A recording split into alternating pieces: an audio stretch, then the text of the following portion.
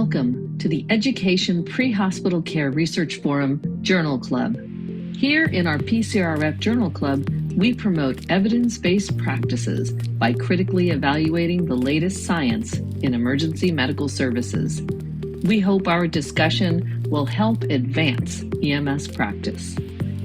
Through the generous support of our sponsor, Limmer Education, we can make science more accessible and understandable.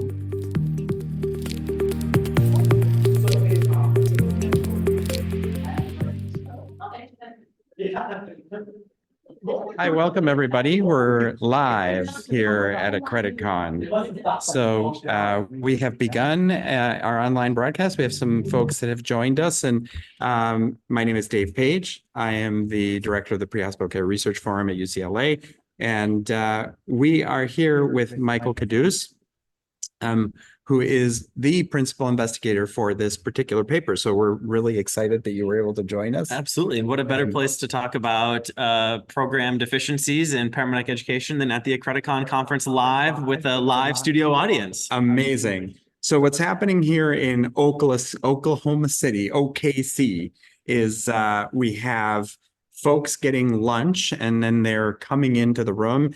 And as they come into the room, they'll begin to sit down. Dr. Megan Corey is going to lead us in this particular webinar, and she is just finishing her session on advisory committees. Yes, excellent. The topic of the day is medical directors, facilities, and finances, resource deficiencies in accredited paramedic programs. While we are working on getting everybody in the room, I thought it would be a good idea to just let you know that all of our sessions are archived on YouTube. You can also subscribe to an RSS feed, which Stephanie Limmer has been teaching me all about, and we're really wanting you to connect through the RSS feed, because you can get your podcast through Spotify, through iTunes. Yep, Apple's the Apple Podcast Store. You can get it on iHeartMedia. Love it. So anywhere you can get your set podcast. all that up, which is really like this is the moment where I can be very grateful for all of the work that you do for PCRF as an associate, but also because you clearly have connected us to a digital world that we were not connected to before. So thank you. Well, I appreciate that. The goal is that you can get this podcast anywhere you get your podcast. So whatever your podcast provider of choice is,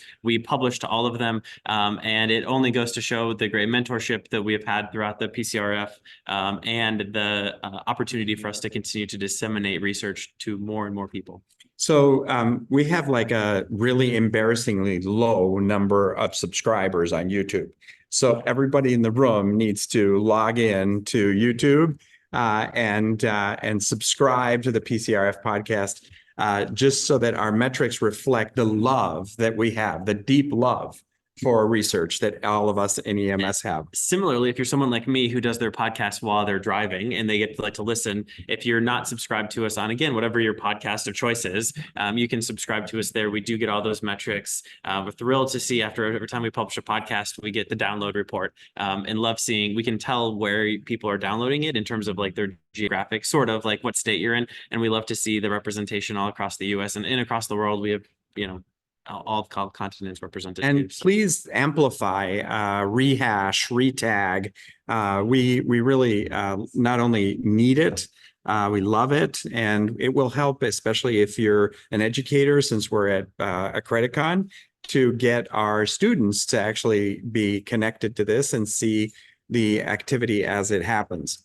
So I do want to take us to the abstract, the call for abstracts. It's an exciting year. I think we're going to break some records. I think we're on track to do that. It is really common for us to get, somewhere around 75 abstracts for the International Scientific Symposium at EMS World Expo. Really a shout out to all of our partners, particularly EMS World, who makes it possible for us to have posters and oral presentations, and we have an entire track that's dedicated to research. So this year, it's in September in Las Vegas, and we're excited that the deadline for applications is June 30th. So submit your research please, please, please, calling all research if you've got research coming on. But bring your research to the International Scientific Symposium.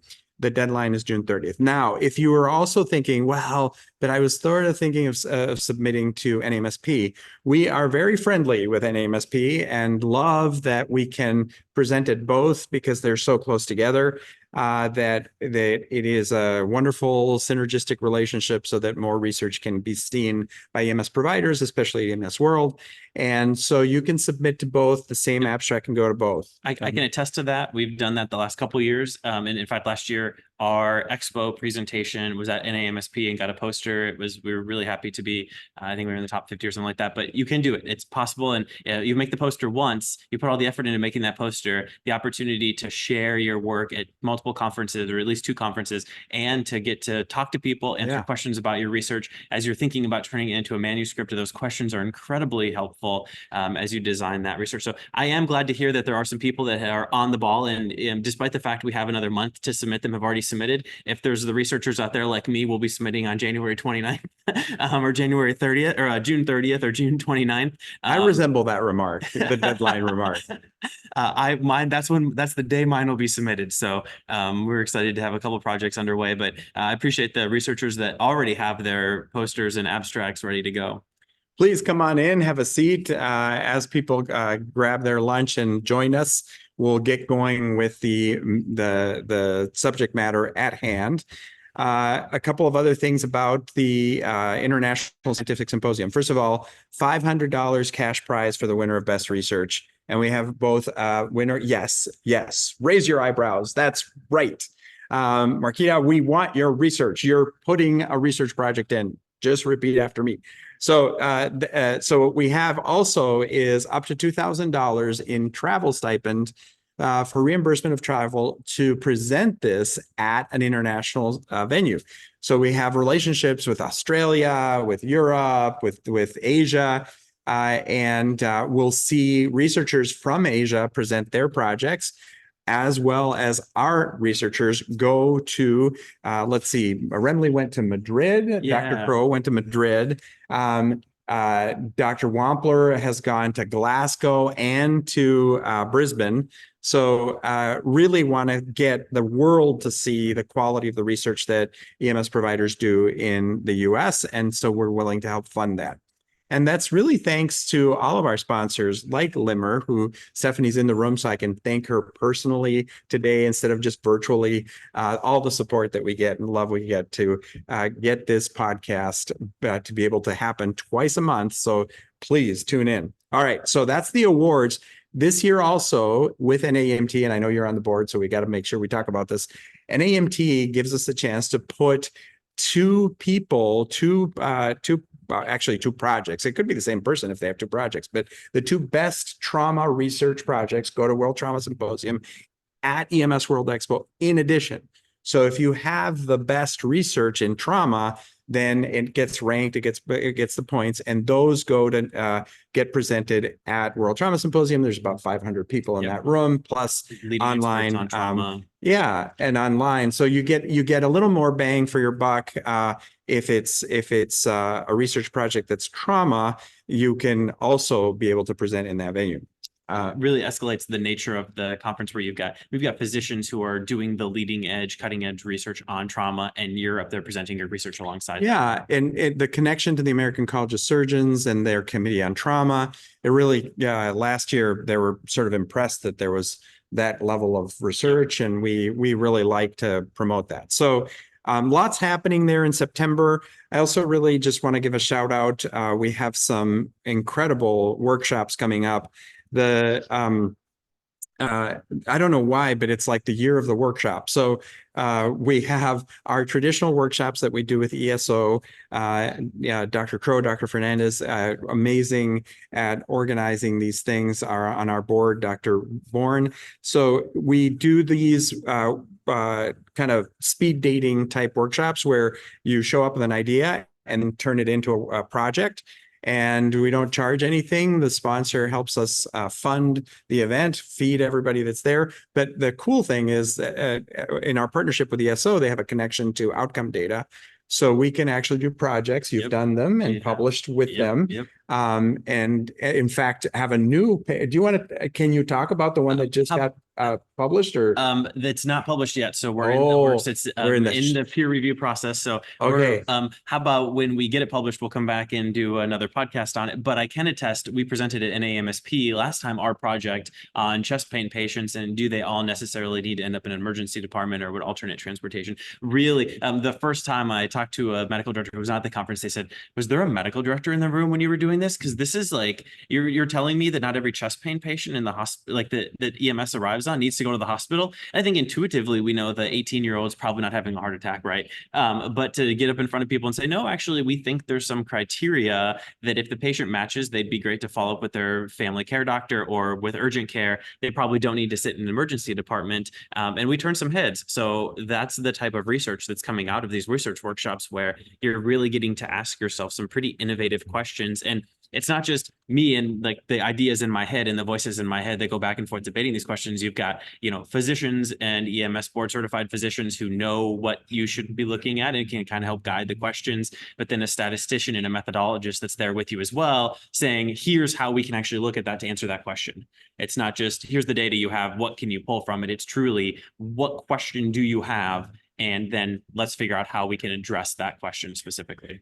What's really cool, so for those of you who have some gray hair, that I see some in the room, we know that it's been hard to get outcomes. So the problem with doing any kind of research is the fact that we have very limited knowledge about what our care really actually does. So ESO connected their service bridge to a health bridge to get outcomes from the hospitals. And these workshops allow us to find out what really happened to the patient and the outcome of the patient, which permit us to know if the care we provided was really actually worth it. So that connection, so that providers could know outcomes, is actually an enormous benefit. And I know you've done projects around that with that. So if you're thinking, well, we never find out what happened, it's a new day in EMS research, and we should really take advantage of this.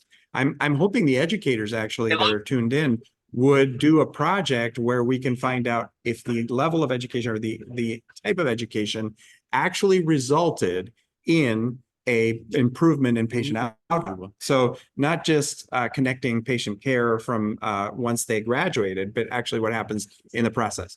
But one of the amazing things that we're doing is with these workshops, because there's so many workshops, that NHTSA is going to help us with a workshop coming up in November in Utah. So stay tuned, come to prehospitalcare.org on the website.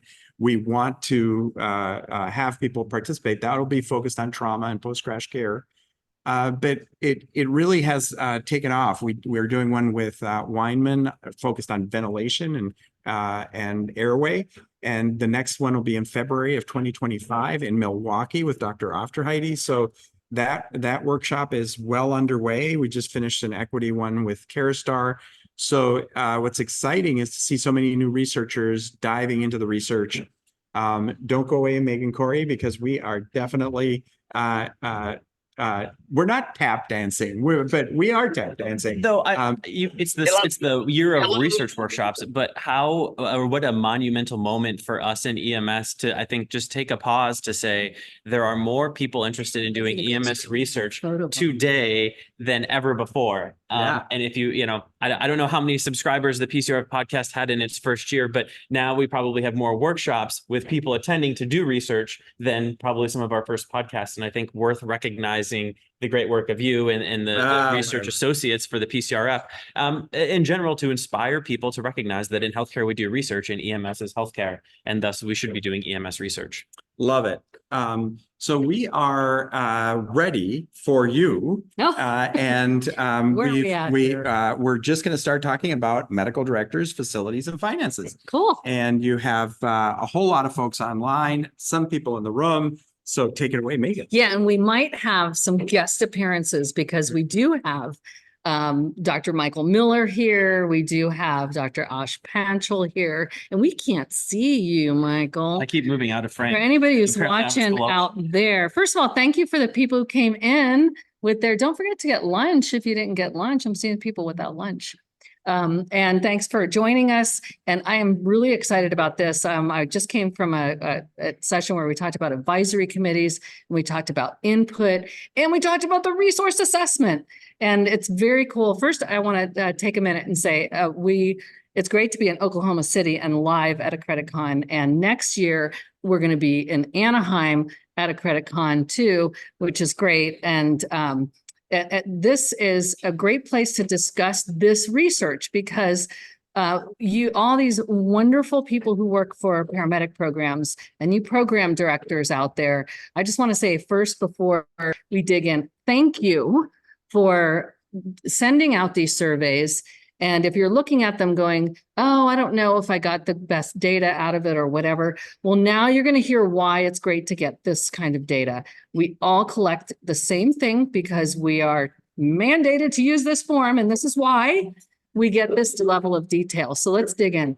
So, and Michael, you are the principal author here. Absolutely. And as we dive into it, a shout out to the National Registry and COA, because those are our author teams that work to put this all together. The only reason we can evaluate this data is because of a partnership between COA and National Registry that allowed us to do some data sharing and what led to the data analysis that we did for this paper. Great. So I'm just forwarding, excuse me, a slide. You guys can't see this because we didn't do a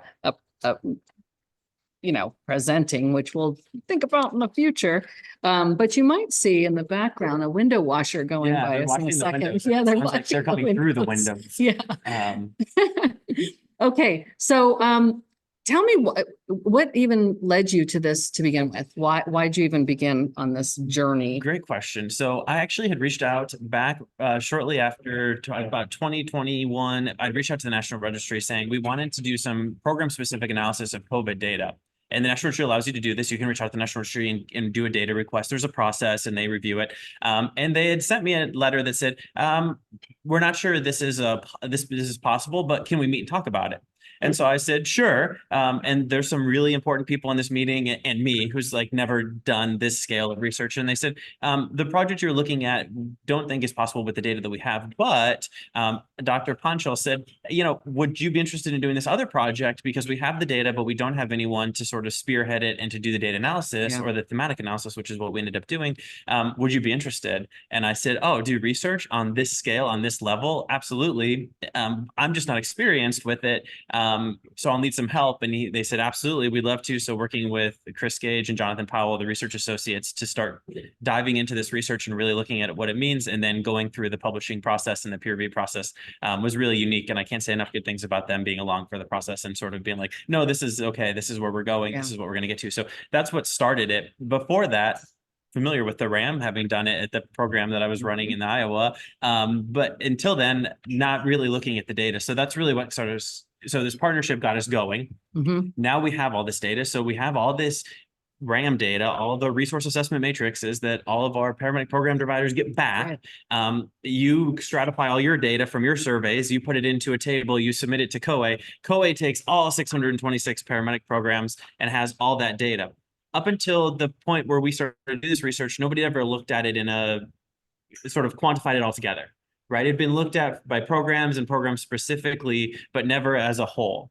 And so we started to ask the question of, is the resource assessment matrix telling us anything about program performance? In the world of workforce shortages and attrition and students in EMTs and paramedics leaving the field, is there something here that we could do to improve how many students are staying in the field, whether it's initial education or in the field of EMS? So that's really what got us started. We had the data. We know there's these problems. Is there something that this data can tell us so that we can improve performance of paramedic programs? And if you're not familiar with the RAM, the resource assessment is a tool that paramedic program directors send out to two separate groups. One is students really at or near, actually, this is the resource assessment is at or near completion. So that's usually that group. I was thinking graduate survey, but that's later. Different than the graduate survey.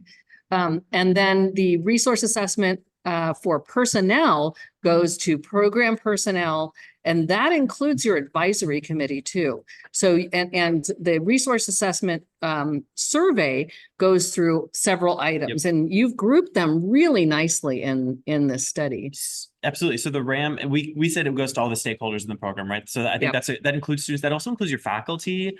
So we thought this is a great 360 evaluation, if you will, of the program. And when you can see it when you take the RAM, it's broken up into 10 different categories, right? Things like finance, things like curriculum, field internship, clinical internship, all of the different things that sort of make up the program. And since it's the survey is in 10 categories, most people don't probably pay attention to those 10 categories when they're filling it out, but the RAM is already broken up into certain categories. So that's what started our survey and led into our methods. Yeah. And, this actually follows up on something we talked about last year at Accreditcon. Last year, we talked about the administrative and characteristics and educational characteristics of paramedic programs across the country. And we pulled from, the accreditation data. This is a very specific look. So now we're looking at what kind of resources are these programs, dealing with resource crises that they're dealing with, basically. Absolutely. So can you walk us through the methodology, or actually there's the table. Usually you see these, those of you who are looking at the screen, what we see is basically the table that takes you from how you got your population to what population you're actually looking at here. Exactly. So as part of, any paramedic program, after they complete their RAM, important to note that if you have an 80% positive response to a category, you don't have to do anything. It's not a deficiency. If you have more than a 20% negative response, students saying they didn't have enough time in the classroom, advisory council members saying the medical director is not involved enough, for example, then as a program director, you have to note that and provide a comment and an action plan. So the comment might be something like an explanation of why they think this is the case. The associated action plan is what they think should come out of it. So we took all of this data and then started to evaluate. I think it's worth recognizing every program is required to do the RAM. Yeah. So this is an inclusive survey that looked at all 626 paramedic programs that graduated a cohort in the year of 2018. Yeah. It's important to recognize we went back to 2018 because you have to allow for a full certification cycle. So paramedic graduates in 2018, they have until 2020 to actually certify as a paramedic. So you can't look at that data until 2020. In 2021 is when we started to look at this data. It also helps us stratify a little bit for COVID. So it gets us out of all of the deficiencies that could have happened because you overnight had to move your program online. Yeah, that was really great. So now you have this pool of data that is kind of free from all of that, which I thought was a really good idea. Absolutely. So we have all 626 programs, and we looked at how many of these programs had reported at least one deficiency. And what we found were there were 143 programs that reported at least one deficiency. Now, again, programs can have up to 10 deficiencies, and we found that there were some programs that were reporting 10 deficiencies. So a deficiency in every category. There were a total of 406 deficiencies, again, representing 143 programs. So some programs had more than one, up to 10. The most common deficiency was one single deficiency of those 10 categories. So most of your programs that had a deficiency had one. Exactly. Okay. Exactly. Now, the meat and potatoes, if you will, of this study was to then go look at all of those comments left by program directors. So there were 406 comments left by program directors and 406 associated action plans in these 10 categories. So then we went and did a thematic analysis of those. We did a deductive thematic analysis, which means we look at previous RAMs and comments that are made to try and come up with some categories that prevents you from biasing yourself towards the future categories.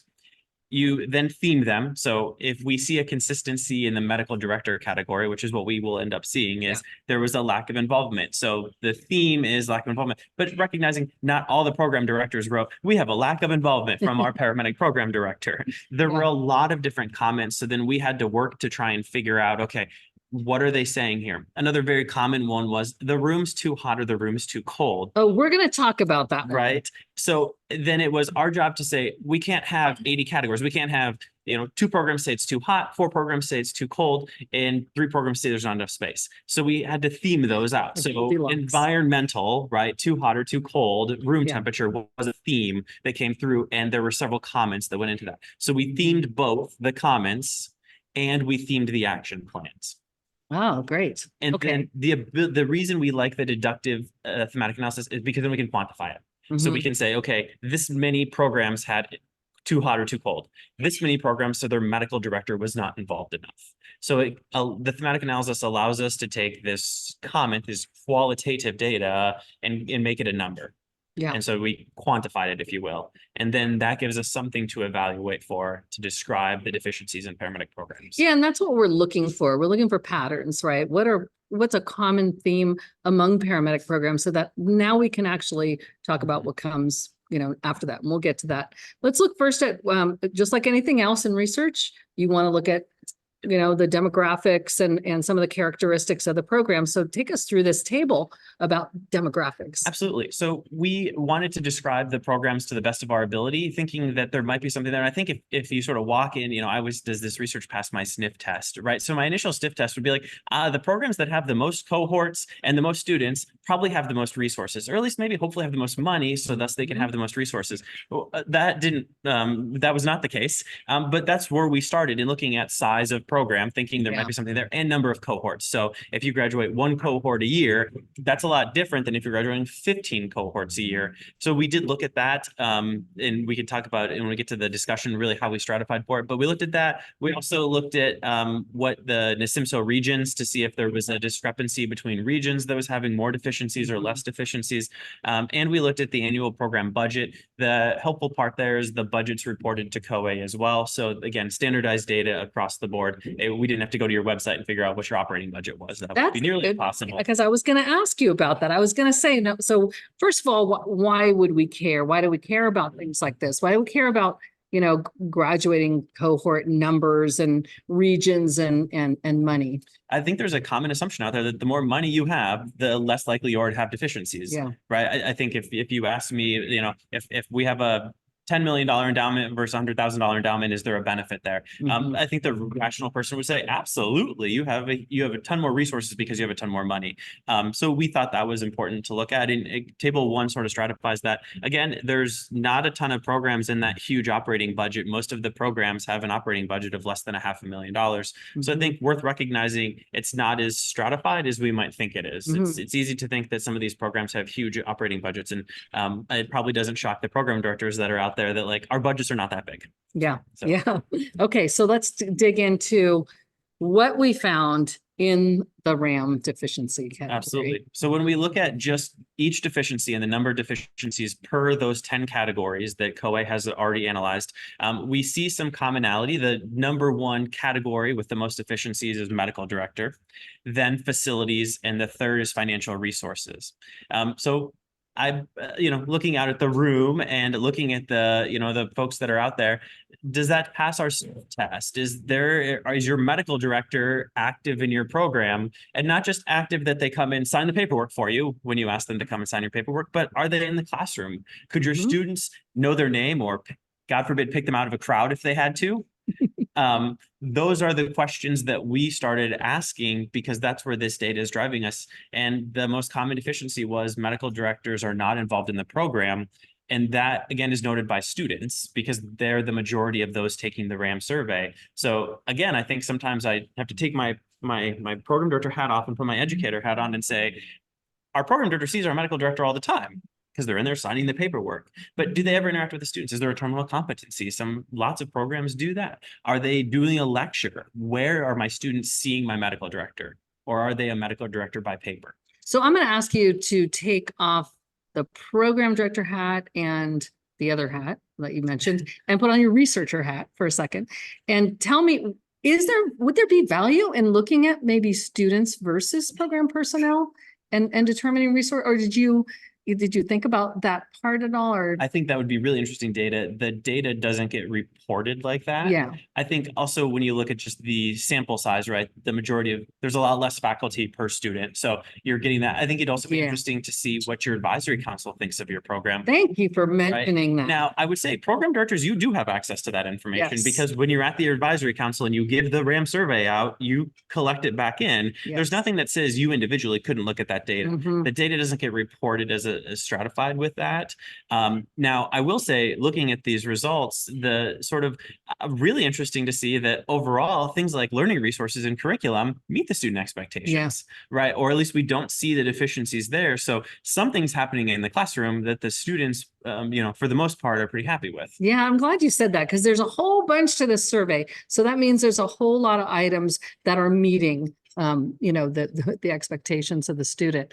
Let me see, we've got somebody in the chat. While we look at that, I think the other thing to note is physician interaction was number 5 and medical directors was number 1. So what we're seeing is, despite the fact that EMS providers work under a physician, right? The Delegated Medical Authority Act is really important in EMS. Yeah. The programs are not seeing that. So 2 of the top 5 deficiencies are physician involvement in the field clinical setting and lack of involvement in the classroom in the program director.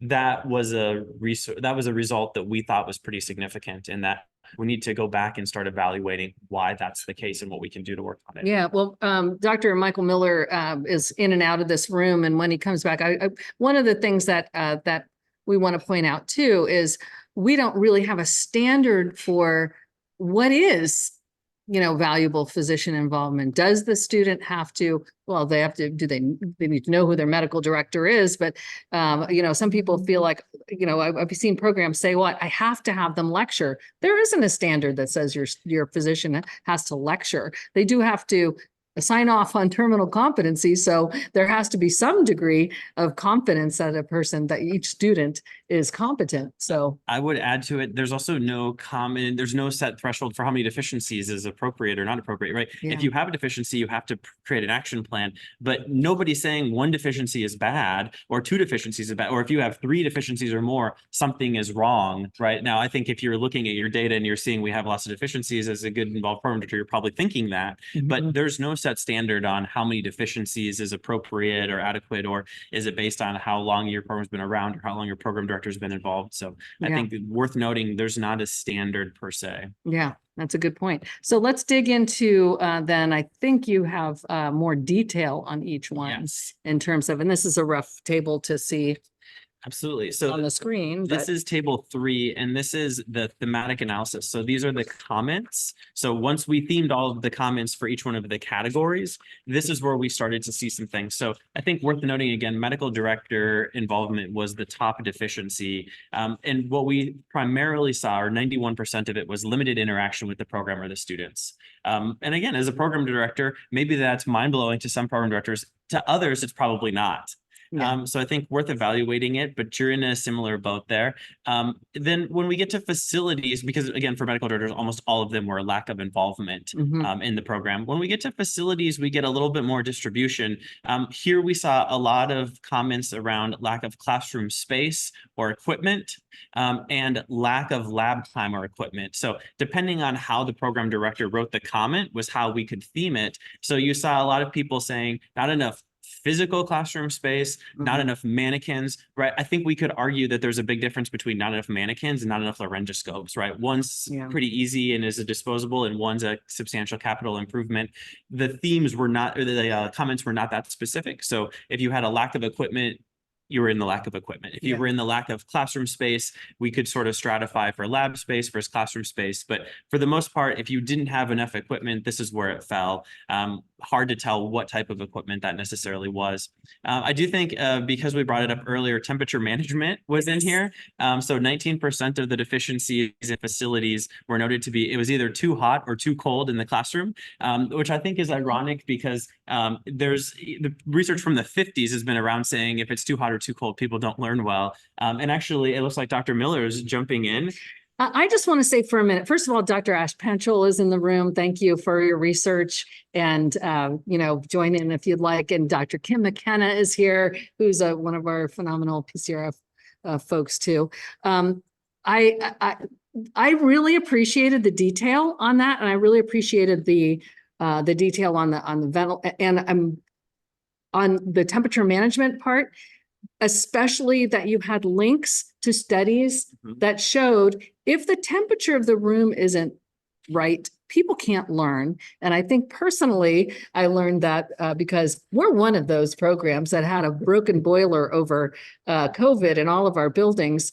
and we came back and it was like a meat locker downstairs. And I said, how can they study? Now I have an article that I can parade and say, what are we doing about this? Ironically, some of the comments in this specific area were, we're doing the classroom in an ambulance garage or an ambulance bay. Yeah. So it's whatever the ambient temperature outside is, we don't have a lot of control over that. A couple other comments were, our programs are on the weekends and our college doesn't pay for the ventilation settings are different on the weekends, so we save energy. To me, seems like a really easy solution, right? Like, someone's in control of the thermostat. How do you figure it out? Now we have the research that says, go to your programs and say, we have a deficiency here, and we're one of very few programs that can't control our own core temperature in the classrooms. Yeah. We should fix that. Yeah. Dr. Miller, what are your thoughts? Well, I heard from my colleague Dave Page that there was a question about standards related to physician medical directors. What does a physician medical director, what meets the standard for? Yeah. We talked about signing the terminal competency form, which you would then assume means there's some interaction, but is there any more detail to that? Right. There's a lot of really important things that we want the medical directors to be involved with. And it doesn't necessarily have to equate to a physician being in the classroom teaching for 3 hours or 4 hours every week. But we do want them to be engaged. And we know, although there's some research and not a lot of research on this, anecdotally, programs that have really, really strong medical directors who are engaged in the process, that are working collaboratively with the program director, have a foundation that sets the program up for success. You want the medical director to be that medical authority that's reviewing your curriculum, that is looking at it from an evidence-based standard perspective. Paramedics are going to have to interact and work under physicians in medical oversight after they graduate. It's important that they have some interaction and exposure to that experience before they graduate and they're done. We want them to be involved with corrective measures or remediation plans for students when perhaps they're not progressing very well. They should be apprised throughout the program and the educational experience of the students on how each and every individual student is progressing throughout their educational program. Give them periodic reports. It doesn't even have to be in person always. It could be grade reports. It could be by exception where the medical director is informed about potential students that might be at risk. Those are really important aspects for the medical director to be apprised of on a regular, consistent basis.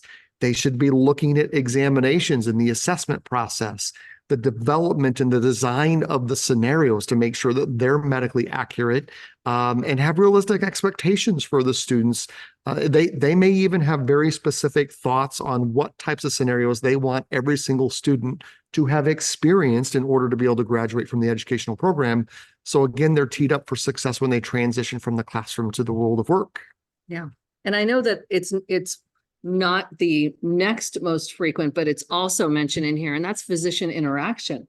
So physician interaction can be anything from being in the hospital and interacting with physicians, being taught by physicians. Oftentimes, there's a number of ways. And I would also encourage programs that if you are in certain areas where you have access to academic institutions that have EMS fellowship programs, there are nearly 100 of them, if not more, across the country, where you have emergency trained physicians that are looking for opportunities to explore and learn more about all facets of EMS, including paramedic education.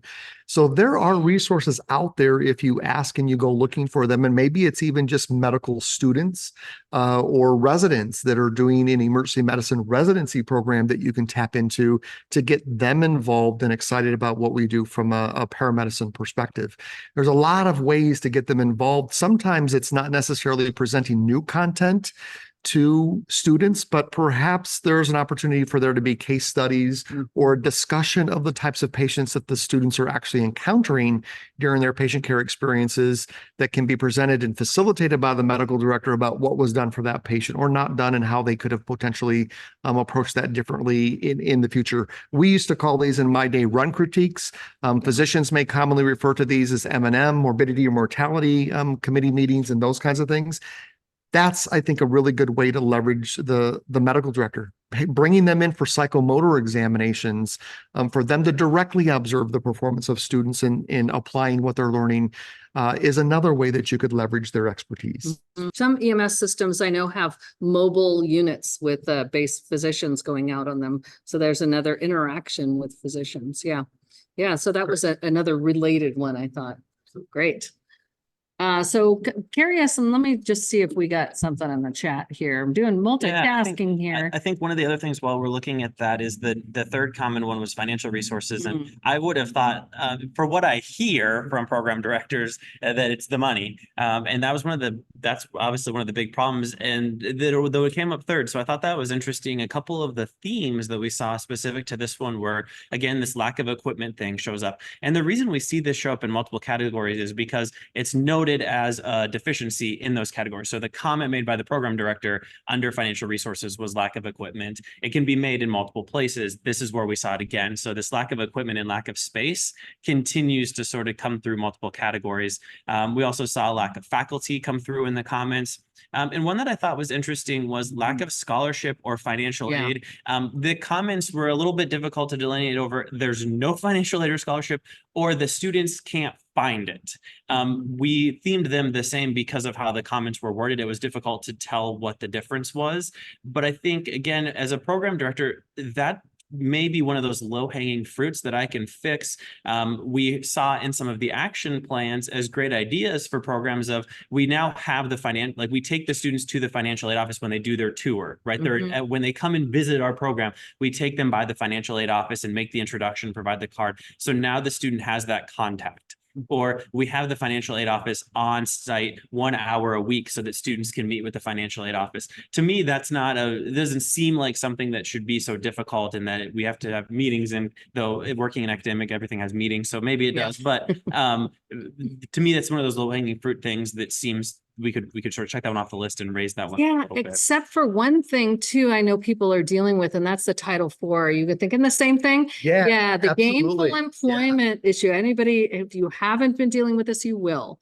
The gainful employment issue of Pell eligible students, students who are typically are Pell eligible for federal financial aid. The gainful employment federal rules, whatever you want to call them, are now, there's a proposal or there's actually movement to limit whether or not you're eligible for this financial aid based upon minimum hours. If, say, your state has a minimum set of hours and your program goes above that, making the students not being eligible to receive, it goes against everything that I can think of. These are the people who need it the most, the support the most, to get into and through paramedic programs. And I know states are dealing with this as well, how to process that. So Mike. Yeah, Megan, I was just going to say that some of the challenges are that oftentimes, unless there are workforce development dollars that are accessible, oftentimes some of these students are not going to qualify for various types of scholarship funding or free federal government sponsored grants because they're not registered for their academic credits as degree seeking students. They're certificate of completion students, and that can create challenges for them to access those resources. That's a really good point too, because gainful employment in the past, if you had a program that was over what was considered too many units, and your state, and was interpreting that we can't have this program, or these students can't be eligible for federal financial aid, which happened to one of our college programs, not ours. It was because they could get around it by having an AS degree track, and they didn't have it. Whereas if you had an AS degree track, and even if they weren't in that entire track, they could still be eligible for federal financial aid. So that's actually becoming, this is a big issue that's right down the pipeline. Yeah, and one thing that I think is exciting to share, and Dr. Ponchel mentioned this during his talk, there are other professions that are gaining access to large millions of dollars, sums of money to help fund various things from a health sciences profession perspective. I do want to give a shout out to a number of states that I'm aware of. I won't name them here because I'll inevitably forget somebody, but there are a number of states that have found access through their local legislatures at the state level, millions of dollars to fund free access to EMS education at all levels for their particular states. Yeah. And it's not insignificant, and that is largely happening because of workforce shortages, and they're trying to address it by making it accessible education by providing monies to support students that otherwise would not potentially have access to that. The other types of programs that we're seeing are apprenticeship style Yes. programs, where it's not only the tuition, but it's the financial support for gas in the car, groceries, and help paying their rent while they are focused on becoming a full-time student to be successful. Yeah, great. I think I would add one more thing in that, recognizing we have issues in acquiring the financial aid, we have to still, as program directors, make sure that our students have access to the office, right? And that's what came through in the comments. Some of it was, we don't have the scholarship or the financial aid. And some of it was, we don't even know, our students are saying they don't even know where to look, or the students are specifically saying, we don't know where to look for this. So I think it's an opportunity for us as program directors to go back and say, does the financial aid office know we're here? And where do we go from there? Yeah. Then we can figure out how do we get the federal financial aid dollars, the state financial aid dollars. But we have to make sure there's a connection there, because this is the only way you solve a workforce shortage. Yeah, I've seen programs do something in their first week of class that I adopted, and I thought it was really helpful. And that was doing, what would you call it, a treasure hunt, or you give the students some kind of go upstairs, take a selfie with the financial aid officer, you know, and they'd have this little thing where they'd go through. That way they'd know where things Go meet were the and what was registrar. available. Yeah, and have financial aid presentations available, Exactly. scholarship presentations, that kind of thing. And even things Yeah. like a scholarship page on your website, right? There are some national scholarships that are out there for EMS providers. Having a link to those, because most of them are open sort of Mhm. continuously. I think there's opportunity there for students as well, who maybe wouldn't have thought that, you know, Tylenol offers a scholarship for medical students and Absolutely. healthcare students. Absolutely. The NAEMT has scholarships too. So just knowing that those are out there and having that as a website somewhere is incredibly helpful. Can you put on your research hat just for a second again, too? So when we look at table 3 and we see financial resources, what we're seeing in order is the, the number 1 was lack of equipment and lack of faculty. Or lack of faculty, Yep. Which I thought was interesting. That was under financial resources, but it comes up again under one of the others, I think. Yep, there's a specifically yeah, a program program faculty category, Yeah. where we Comes up also twice. see lack of inadequate faculty or faculty communication. Again, the comments make it a little bit difficult to stratify what they were truly getting at, so we have to theme it somehow, and this is the best way to do it. But yeah, I would say the same thing. You saw lack of equipment show up in a few different categories. Yeah. Wherever the person filling out the RAM survey put it is where it got categorized, and that's where we themed it. Yeah. So, and then lack of understanding of the question. We did see that in a few different categories, where we saw program directors saying, I'm not sure the students are understanding this question, or it could also be your advisory committee members are not understanding this question on the RAM. This is why co-ed was involved in the research. And it's my understanding that we've actually adopted some questions or added some questions to help understand a few of the nuances that came out of the results, maybe not this specific paper, but of the results of the RAM. Because there's an NA category. They can click not Yes. applicable if it doesn't apply to them. An advisory committee member may have never been to your simulation lab, so they may not, they've just put NA usually. Yes, absolutely. And all of these are areas that are ripe for additional exploration, right? Yeah. And so there's an opportunity here to continue to pursue some of these and drill down even further. The most recent annual report that was just submitted did attempt to look at and explore some of those questions around the medical director involvement, as well as the program director and whether or not they feel supported in their role. We know that financial resources to support those positions is also oftentimes a question. So we are working to try to examine those more fully. I'm so excited about this because, I'm sorry to interrupt you, but medical director, when you hear medical director in some other areas, especially like at NAEMSP, they're in medical director, it's focused on post-license. You know, you have, it's focused on, I run an organization of, you know, an ambulance agency or a fire service or whatever, not the pre-licensure, the preparation, the initial Absolutely. education. So I'm really happy to see this. And we have Dr. Dorsett, who's presenting on medical direction at this Accreditcon. I mean, we need to build Accreditcon, and we'll build on the data that you're providing and sending into this in research like this. And I think it goes to your initial comment, Megan, which is this is the value of sending in your RAM survey. Yes. It seems I can attest it seems monotonous to send. You got this survey 2 weeks ago. We haven't gotten it back yet. Yeah. We'd love to get it back from you. This is what that data collection can lead us to. And this is perhaps the first step of many that will continue to look at that as we refine this process and really start to say, okay, what are programs telling us? Yeah, and your advisory committee, you mentioned that before, you know, getting this data in and they discuss it with their advisory committee, hear from the employers and others about, you know, their resources in the program. Yep, absolutely. So this would be actually good to share with your advisory committee, this article, see how do I compare? How do we, you know, compare to this and you know, this is the common struggle. Especially for programs that want to celebrate. Maybe we only have 1 or 2 deficiencies. Great. You're in this category. There are programs that are not doing that well. And if you have no deficiencies, great. Celebrate that as well. But to me, I agree with you. This is an opportunity for us to help educate those that are filling out the RAM of the value of it, probably more so on the advisory side, even faculty. There's value in what you say. Sure. And there's value in taking it back to the people that have the checkbooks at your colleges and universities and institutions to say that we have 2 or 3 deficiencies. The reason we're asking for the building, the thermostat, the equipment is because we're in this category. And we did do some data stratification based on these programs and found that programs that had more deficiencies had a lower completion rate. So again, taking that back to the people with the money and saying, if we could get the funding and we could get what we need, the data is there to say that we can improve our process. It's a really important point. Yeah, in the tool, really, this whole resource assessment survey process and in doing the RAM on an annual basis is designed by its very nature to be a continuous quality improvement process.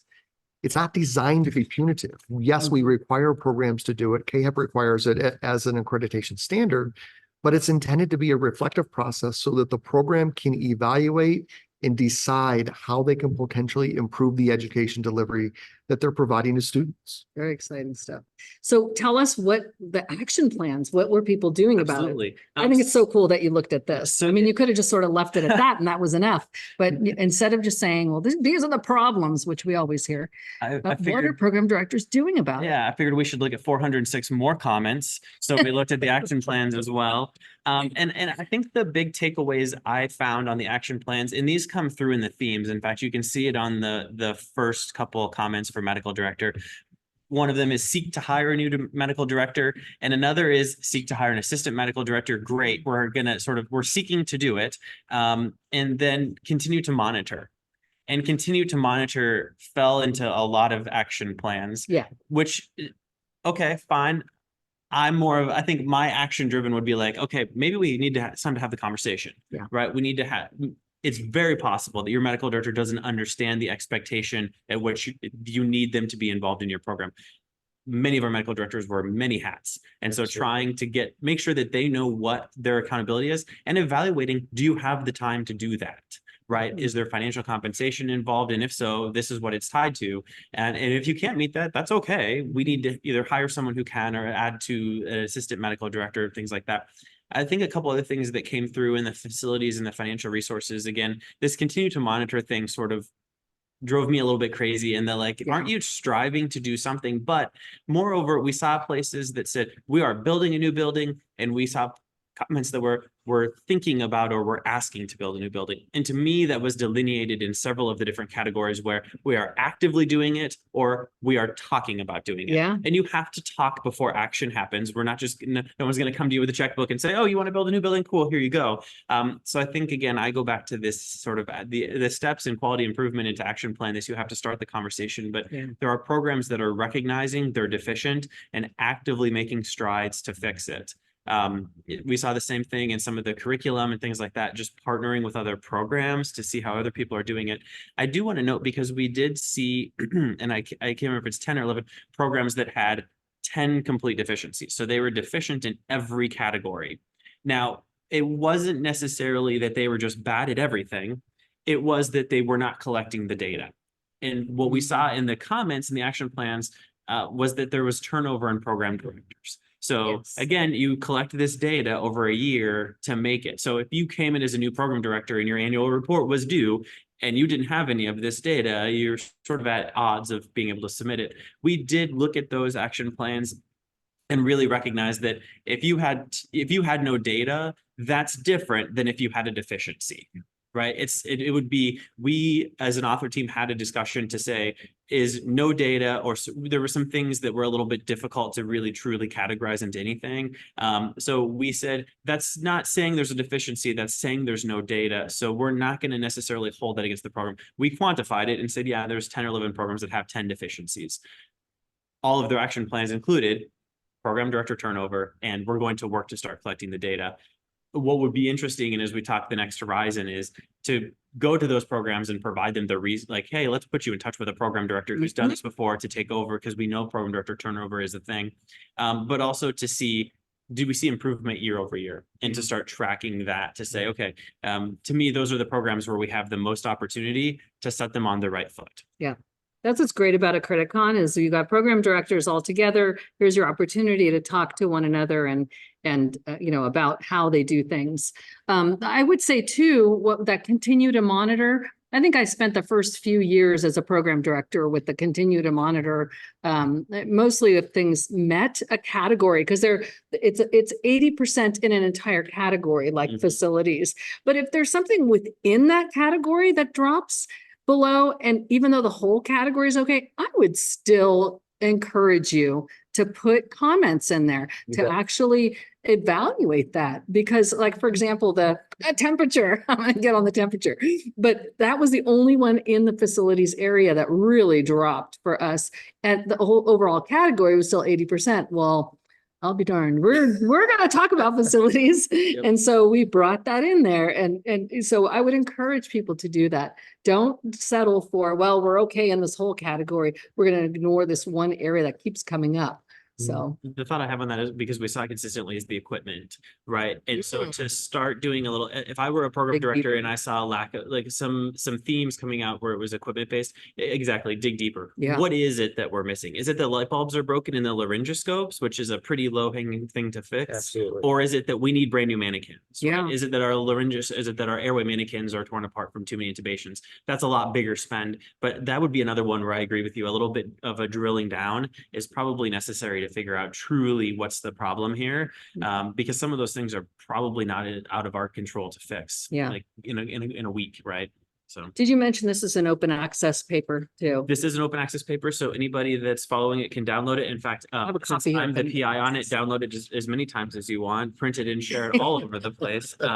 We'd be thrilled to have that that ownership, but really, I think as we get to the end, one of the things the reason we did this research was so programs can utilize this data as a tool to continue growing, improving, and getting better. If you have deficiencies, take this data and say, we can get better if we have A, B, C, or D. If we have the finances, if we have the medical director involvement, this is what we need to make our program better. Use this data to your benefit to get that. And then the second point I always try to make is, this is student advocacy. The majority of Yes, the it people is. completing the RAM are students. We should be looking as program directors at this data, but as a whole, this is evidence that we're looking at what students are saying about their education. And as a program director, I should absolutely be trying to improve it, but I'm listening to what my students have to say. And I think that's huge, because I don't know that we always take a pause to do that. Great. So let me ask both of you, what can I do as a program director then to contribute to projects like this? Because we know there's more on the horizon. What can I do to contribute? I would say doing the survey well is Yeah. really important. So when you leave your comments, saying comments like, I don't think this is true, doesn't help build that up. Tell me why you don't think it's true. Put that in there. though, again, I would go back to like the majority of people are telling you this. So sometimes it's a blind eye to it, may not always be the best solution, but continue to do this. This is the value in getting those surveys back. Try and get as many surveys as you can, right? Holding your advisory council members to the test of like, we're done with the meeting, do the survey so we can get it back in the real time. Same thing with students, having them do it and actually turn it in, I think is key in terms of how we continue to grow and improve so that we do have this data to benchmark it. Yeah. Dr. Miller? I don't have a lot to add to what was already said. The bottom line is that we need data in order to draw conclusions and share information. We're getting better, I think, at that. We're getting better at asking questions that we want to explore and examine. We want to better understand what's happening with program directors. I can tell you that one of the things that is on a lot of program director minds is the concern over who is going to be coming in to replace them. There's not a lot of people that are choosing to go into EMS paramedicine education. And so a lot of them are very concerned about who is going to step into those roles. There is a ton of opportunity to explore that in all of these particular issues, but we can only do it with people that are at the programmatic level that are willing to respond to surveys and share information about what they're doing so it can be shared more broadly across the country. Yeah, I do appreciate it wasn't all just about problems, because we can always just define the problems and come and commiserate, but finding solutions and helping would be great. So thank you everyone here for joining us, and for those of you online joining us, thanks for joining us today. And you can come join us next time on Friday, June 28th. But remember, there's an abstract deadline June 30th, so don't wait that long. If you want to submit some data, maybe from your program or from some other research that you're doing. Next, on Friday, June 28th, we're going to be looking at this very cool education study called A No-Brainer. Love the title. The Power of Cadaver-Based Instruction to Teach Clinical Neuroanatomy. It's a very cool study about teaching with cadavers and the impact. This is out of the American Journal of Speech and Language Pathology in November of 2023. But you can join the PCRF Journal Club earlier than that on a clinical front, and that's Monday, June 10th. Join us live each month. You can register at prehospitalcare.org. A big special thank you to Limmer Education. Remember, archived PCRF Journal Clubs can be found on our YouTube channel too. So if you miss anything today, you can join us on YouTube. Thank you all very much for joining us, and thanks everybody. Enjoy Accreditcon. Yeah. Thank hope you for coming to see us. Thank you for being Thanks, Dan. Sorry I didn't get to yours. This is the easy part. Everybody. Hi, Katie. Hi, guys. Hi, We Bill. miss you.